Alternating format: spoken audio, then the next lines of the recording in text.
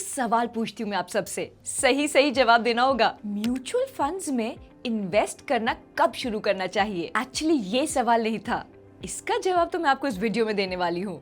सवाल ये है कि क्या आप चाहते हो कि आपके पैसे आपके लिए पोटेंशियली ग्रो करें?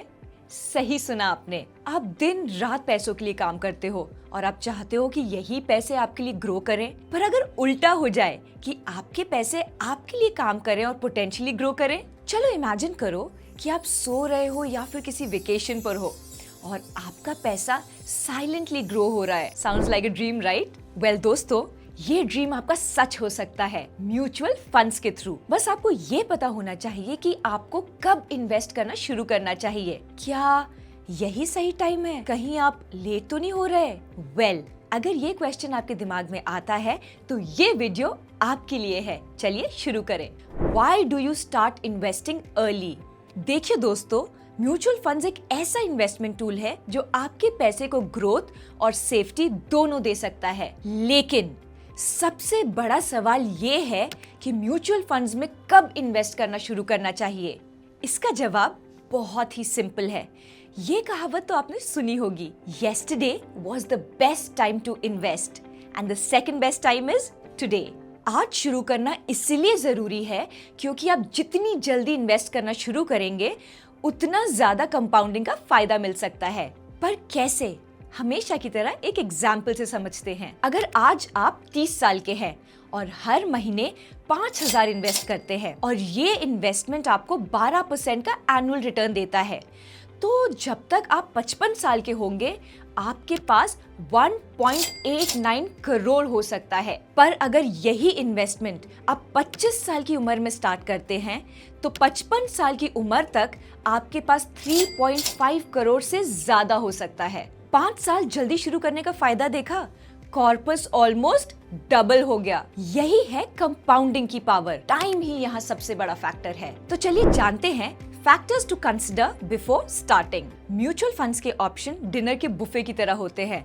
प्लेट में सब कुछ रख लिया क्योंकि हर आइटम बहुत ही टेस्टी लग रहा है। तो म्यूचुअल फंड्स में इन्वेस्ट करने से पहले कुछ फैक्टर्स जरूर कंसिडर करें। पहला फैक्टर है फाइनेंशियल गोल्स।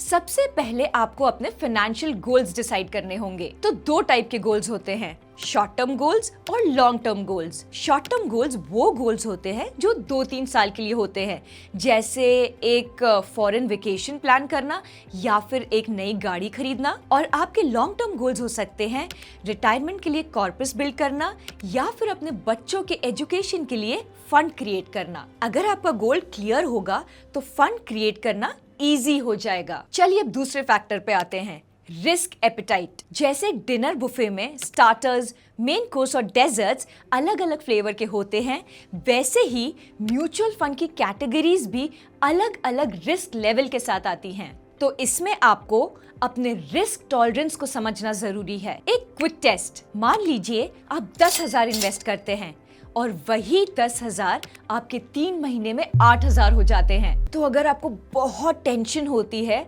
या रात को नींद नहीं आती है तो इसका मतलब है कि आपका रिस्क एपेटाइट लो है। पर अगर आप यही सिचुएशन ठंडे दिमाग से हैंडल करते हैं तो आपका रिस्क टॉलरेंस हाई है। हाई रिस्क फंड्स आपको ज्यादा रिटर्न्स दे सकते हैं, पर अगर आपको स्टेबिलिटी चाहिए तो आपको लो रिस्क फंड्स में इन्वेस्ट करना पड़ेगा। पर यही फंड्स आप अपने रिस्क एपेटाइट के हिसाब से चूज करें। सबसे लास्ट फैक्टर है emergency fund. Mutual funds, specially equity mutual funds risky हो सकते हैं, पर आपको इंश्योर करना होगा कि आप अपने फाइनेंशियल गोल से पहले इन्वेस्टमेंट विड्रॉ ना करें। पर आप ये इंश्योर कैसे करेंगे? तो इन्वेस्टमेंट करने से पहले एक इमरजेंसी फंड जरूर क्रिएट करें जो आपके 3 से 6 महीने के एक्सपेंसेस कवर कर सकते हैं। तो ये इमरजेंसी फंड क्रिएट करने के बाद ही म्यूचुअल फंड्स में इन्वेस्ट करें, जिससे इमरजेंसीज के टाइम आपको अपनी SIP स्टॉप ना करना पड़े।